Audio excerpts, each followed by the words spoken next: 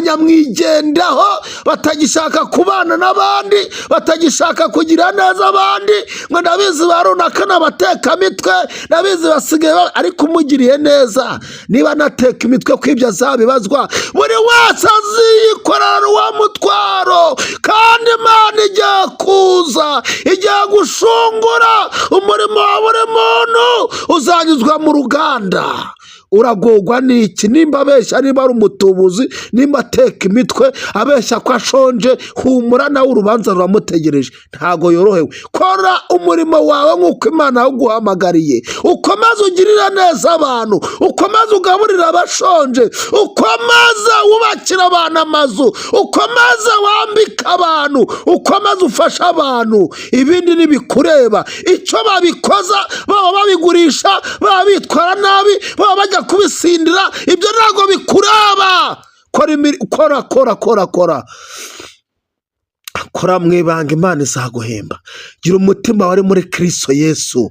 Haleluya! Gira umutima wari muri Kristo Yesu. Mwami Imana abaha umugisha, kandi Imana ibagirire neza. Uyu munsi tugiye kuganira mu buryo budasanzwe. Nimbabwira mu buryo budasanzwe, wumve ko iki cyigisho cyangwa se iki kiganiro tugiye kuganira ari ikiganiro sipesiyari, kubera ko biragufasha nawe muri iki gihe urimo. Harimo ibice byinshi tugiye kuganira, kuko tugiye kuganira ku mugabo bita Barizilayi, uvugwa mu gitabo cya Samweli, igitabo cya kabiri cya Samweli, ibice 19 umurongo wa 35.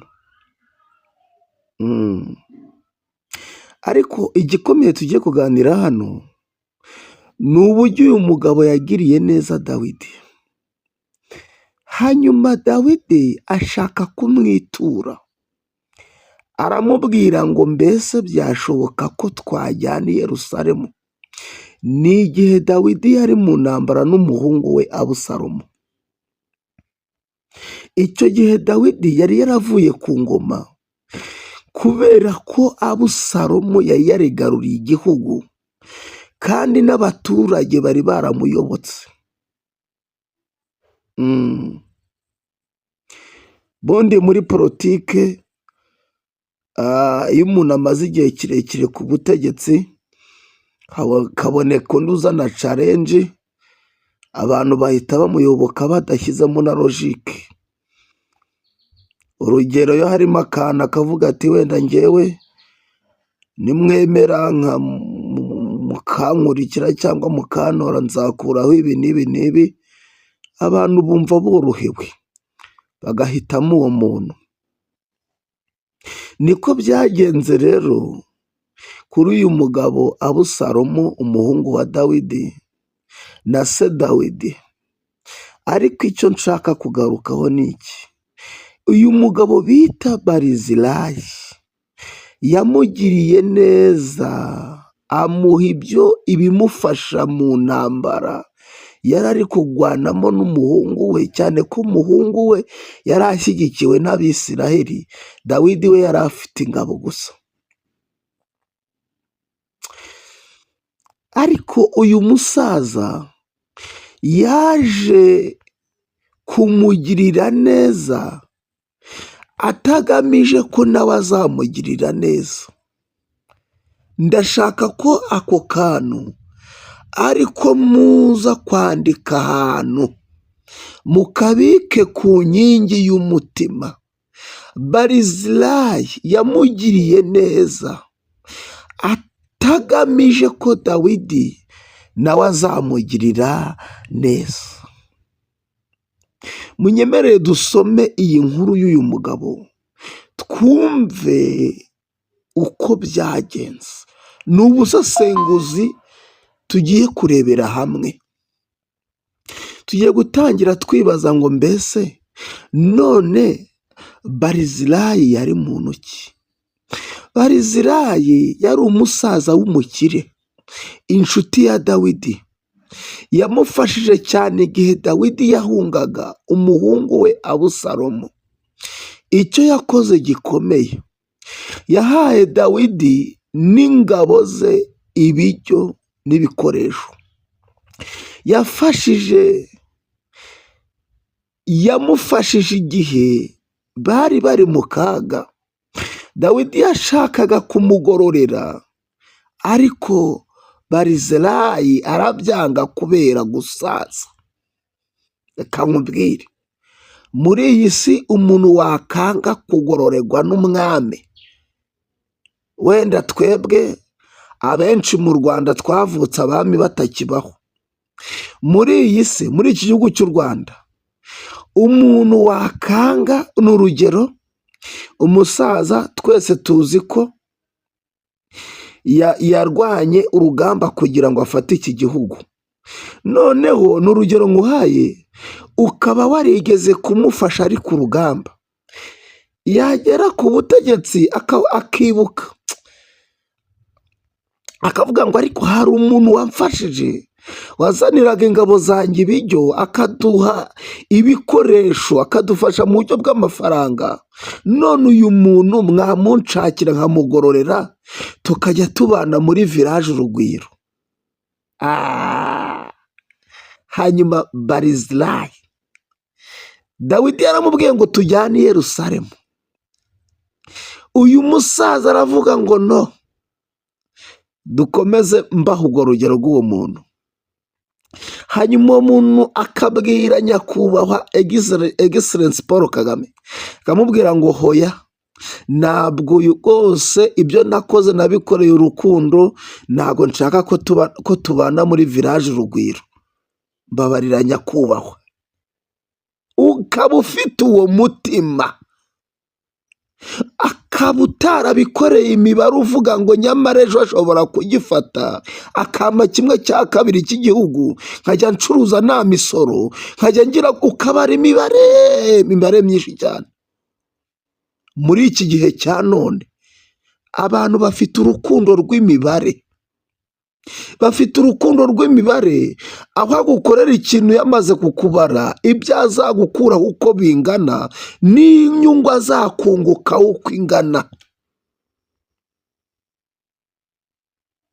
Umuntu, munyemerere tubivugeho gatoya, mu kirokore cy'iki gihe cyacu turimo, cyane ku bafite amacano, abafite amakamera bagezweho,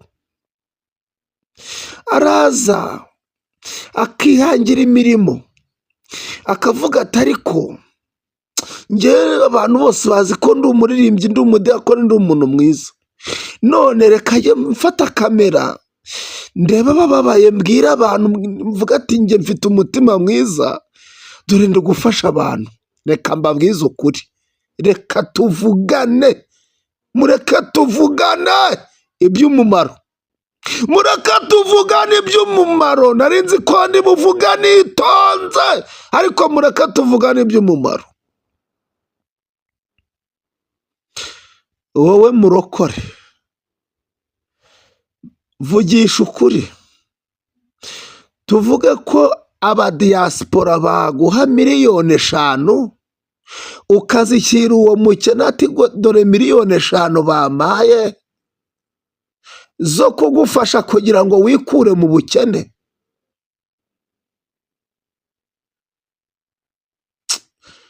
Kino kintu nyivuze mbabaye, Imana yongere kugaruka ku bantu. Ubu dufite abantu benshi bakize, bafite ubukire, bakiriye ku bandi. Ukaza ugaha umuntu igitoki, ukamuha agace k'umufuka w'umuceri, ugahita ufotora ugashyira kuri kamera, ukereka abantu ati dore namufashije, ubutumwa mwamaye rwose nabushohoje, dore ngubu. Nza mbibona ku bantu benshi n'abatanga ubuhamya bavuga ati rwose twewe byatubayeho. ariko mwa bantu b'Imana mwe, mwagize umutima nk'uyu musaza bita Barizilayi wagiriye neza Dawidi adategereje izindi ngororano.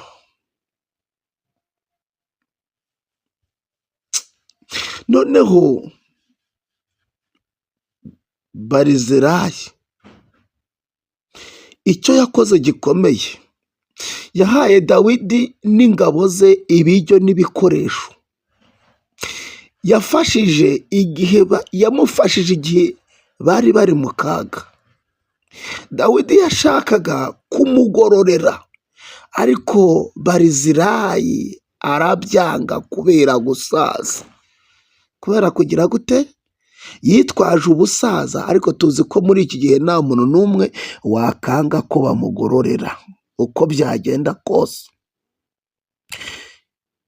Icyo twigira kuri iri jambo, kwicisha bugufi kwa Barizilayi.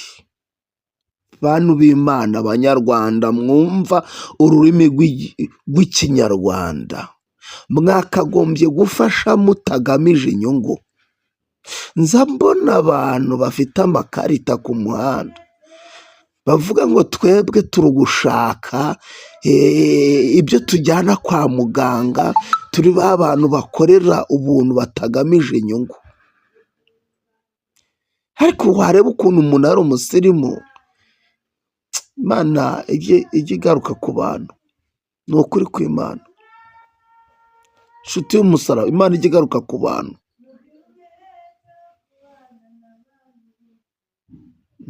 Kwicisha bugufi kwa Barizilayi, kumenya aho ugeze mu buzima,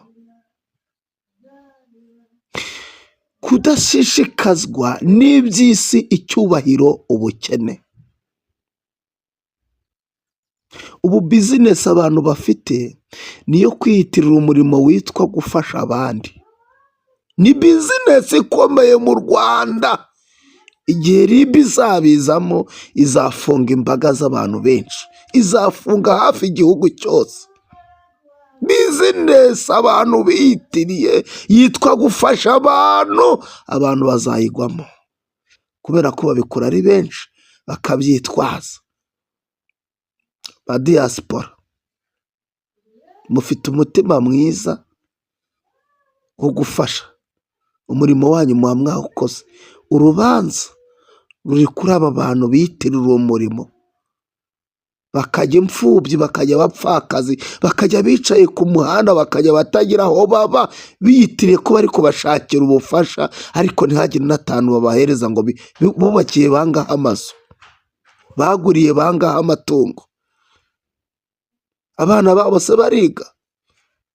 Ababo se ntibiga biturutse kuri ako kantu kitwa gufasha abandi? Amafaranga amara kumugera mu ntoki, agahita azana umurongo w'ubupfu ngo nubura ubwenge, Imana izagira gute?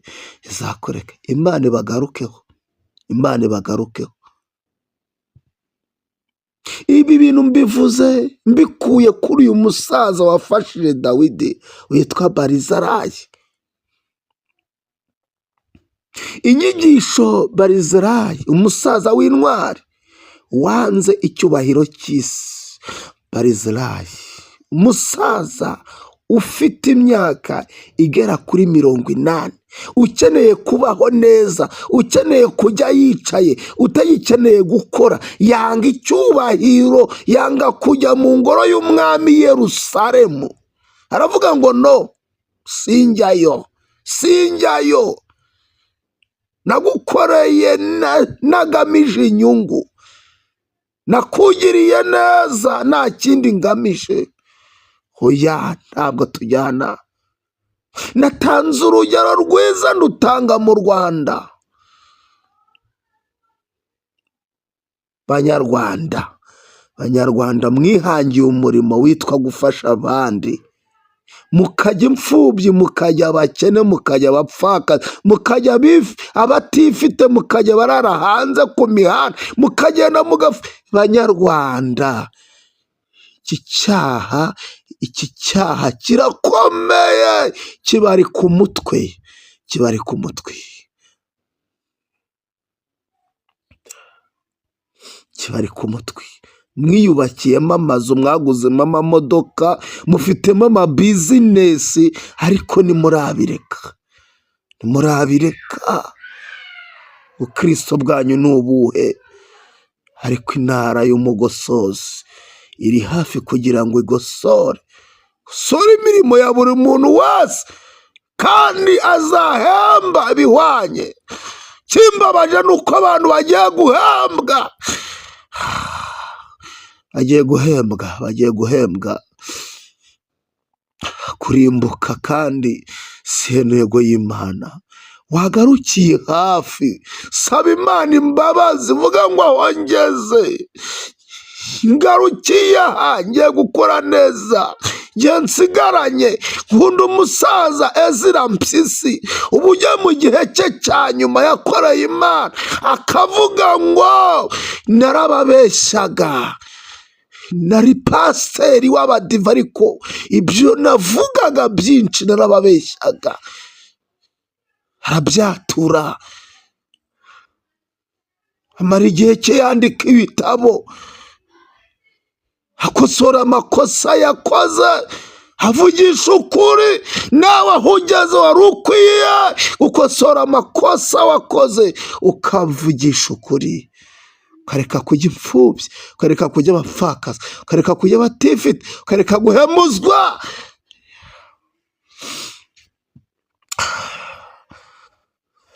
Yari umusaza ukeneye kubaho neza, yari afite imyaka 80, umukire wo mu gihugu cya Galeyadi, inshuti ya Dawidi, byongeyeho yari inshuti ye. Imana ibatabara. Ninde muntu, n'abahaye uruge, ninde muntu muri iki gihugu waba warafashije umusaza ku rugamba, akaba yarashatse kumugororera akabyanga, akavuga ati nyakubahwa nabikoreye urukundo? Icyo gihe ahita amushyiraho kondisiyo, akavuga ati rwose ngewe icyifuzo cyanjye ndashaka gucuruza nta misoro. Icyifuzo cyanjye ndashaka kubaka inganda zikomeye muri iki gihugu cy'u Rwanda, nkica uwo nshaka, nkakiza uwo nshaka. Witwaje kugira gute? Kuwafashije. Ariko uyu musaza yafashije Dawidi, Dawidi agiye kumugororera, aravuga ngo no, sinshaka, nabikoreye urukundo, genda ubeho. Haleluya. Nubwo natanze ingero zikomeye zo mu rwego rwo hejuru, ariko nabivugira abarokora bamaze gutambikira, bagata umurongo, bakava mu buntu bw'Imana, bakareka Imana, bagakurikira indamu. Kubibabwira ntibyoroshye, kubera ko muri abakire, mumaze gukira, mumaze kugira izina, mufite ibitangazamakuru bikomeye, ariko icyama Imana ikabakora ku maso, mugakiza ubugingo bwanyu.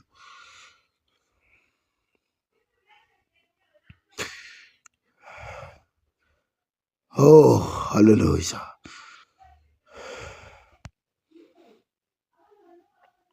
Bantu b'Imana,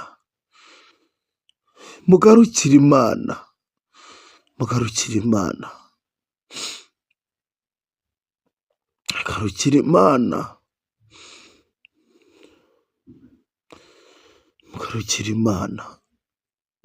Mu gihe umuhungu wa Dawidi witwaga Abusalomu yamwigomekagaho, Dawidi yarahunze ava i Yerusalemu, yari afite inzara, umunaniro n'ubwoba, n'ingabo ze zari mu bihe bikomeye cyane. Ariko ahura n'uyu musaza wamfashije cyane, wubatse ubuzima bwanjye. Ahura n'uyu musaza, barahura,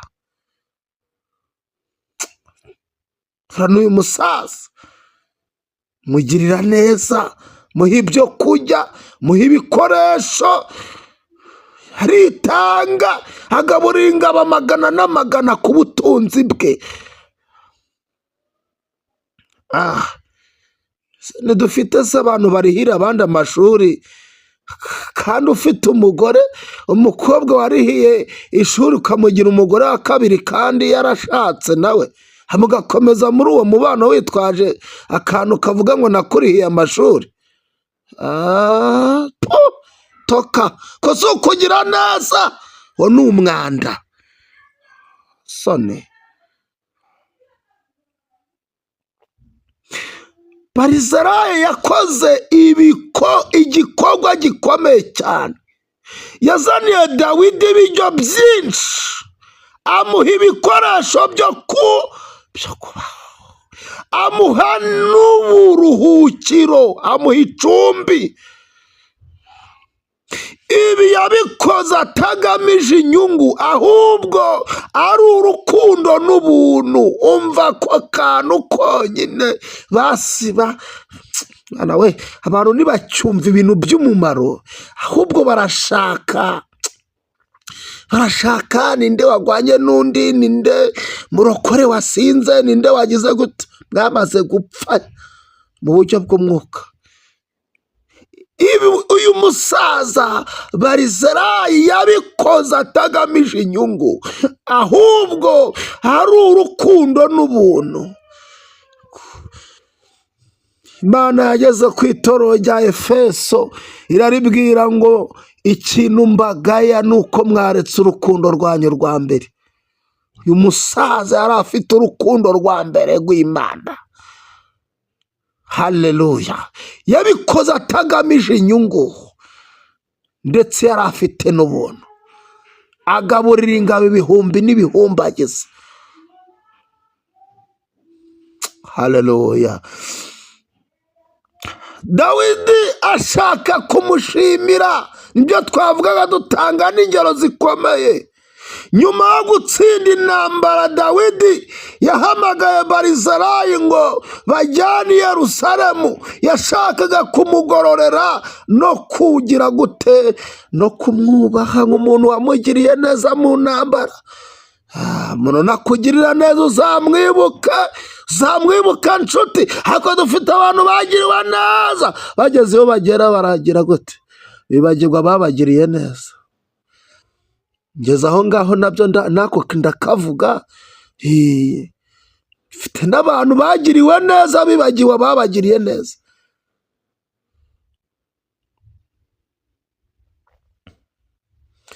Muntu mukabana mu butayu, kambivuga mu mvugo yacu ya kirokore, kuko abarokore nibo benshi mu gihugu cy'u Rwanda basenga ibihuru n'ubutayu bwo babafata. Muntu mukabana mu butayu, Imana yagutabara, yazakugera imbere ukamureba nk'ikimbwa hasi, gatangira kumubwira ati ariko abantu badakora nta maboko mugira, ubundi byabagendekeye bite? Ukirengagiza ko nawe ariyo nzira wari urimo, wirirwaga mu butayu uri guca ibibabi by'inturusu, uri kwibaramo amafaranga, uri kubwira Imana ati Mana, ibi bibabi bivunjemo amafaranga nzaba umukire, nzaba miliyoneri. Imana yabikora muri ubwo busabusa, muri ibyo bintu bidafatika utasobanurira abantu ngo babyumve. Imana yabikora. Mugenzi wawe yakugera imbere ukamwita ikigoryi, ukamwita injiji, ukamwita umuntu w'imburamukoro. Imana ikugarukeho nawe wibagiwe urukundo rwa mbere. Uyu musaza ngo yabikoze atagamije inyungu, ahubwo agamije urukundo n'ubuntu. Imana ibaha urukundo, Imana ibaha ubuntu, Imana ibaha umutima mwiza, mu izina rya Yesu.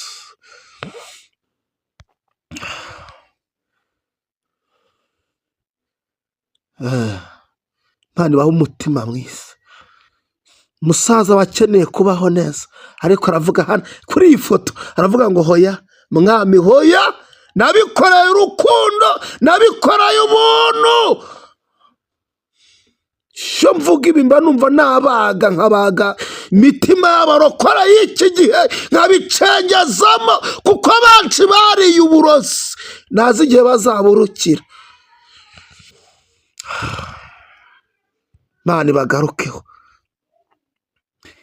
Niho yavuze amagambo akomeye uyu musaza, aravuga ngo nsigaje imyaka ingahe nyiriho ngo najyana n'umwami.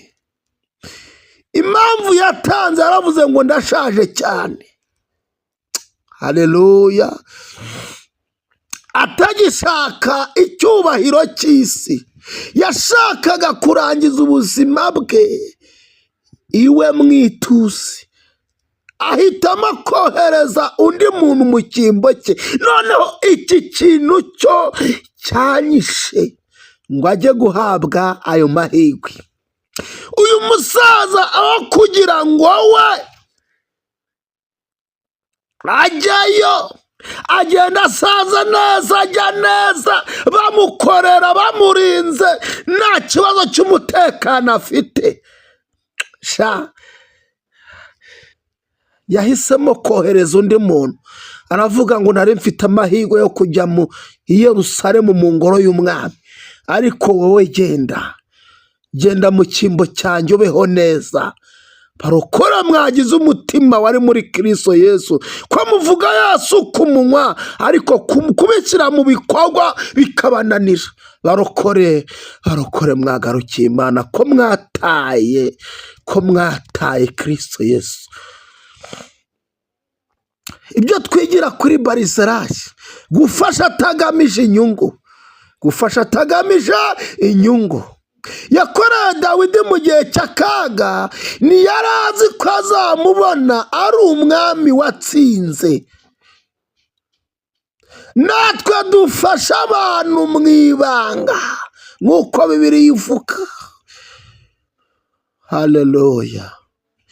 Ingororano z'abihanganye n'ukuri zirahari.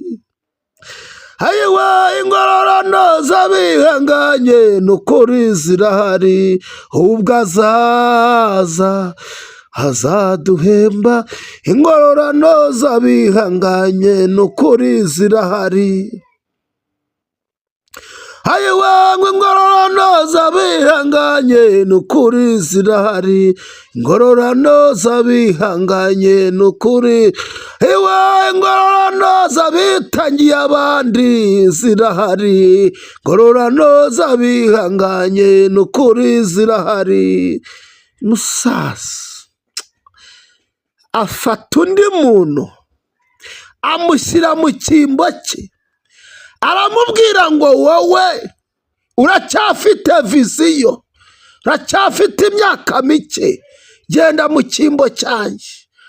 Haleluya. Imana ibagarukeho. Imana yongera isana imitima y'abarokore yamaze kwangizwa n'iby'isi. Imana ishimwe. Ndafashijwe.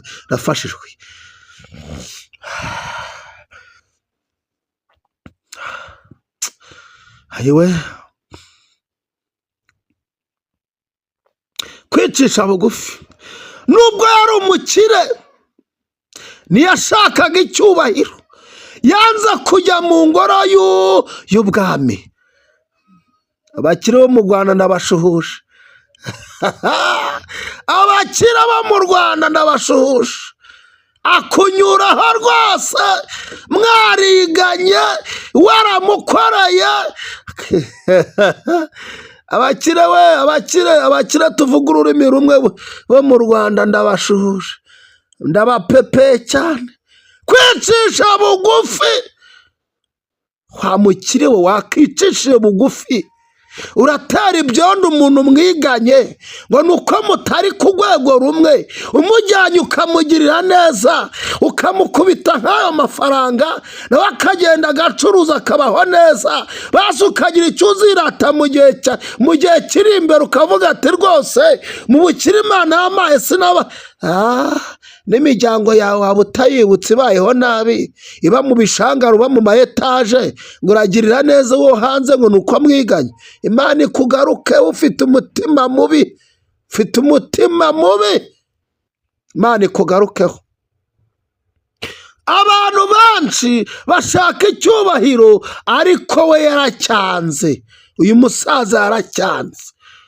Icyubahiro kiri hanze aha kirarimbuza abantu.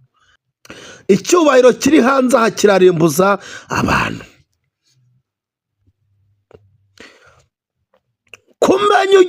kumenya igihe ugezemo. Yavuze ko ashaje, amenya ko igihe cye cyo gushimishwa n'iby'isi kirangiye. Umenye aho ugeze mu buzima, umenya aho ugeze mu buzima. Ubundi umurokore agomba kubaho nk'uyu musaza.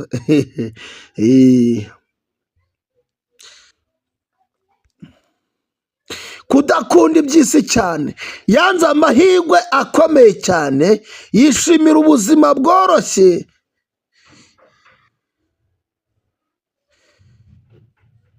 Ntukiringire iby'isi ahubwo wiringire Imana. Ntukiringire iby'isi ahubwo wiringire Imana. Tugiye gusoza umwanzuro ukomeye twafata kuri iki cyigisho. Barizarayi atwigisha ko ubutunzi sibwo bugena agaciro kawe. Wabyumvishe? Ubutunzi sibwo bugena agaciro kawe. Icyubahiro cy'isi si cyo cy'ingenzi. Gufasha abandi nibyo Imana yishimira. Ni ibintu bitatu nushaka ubifate mu mutwe. Ibyo turangirijeho nibyo dushojerejeho.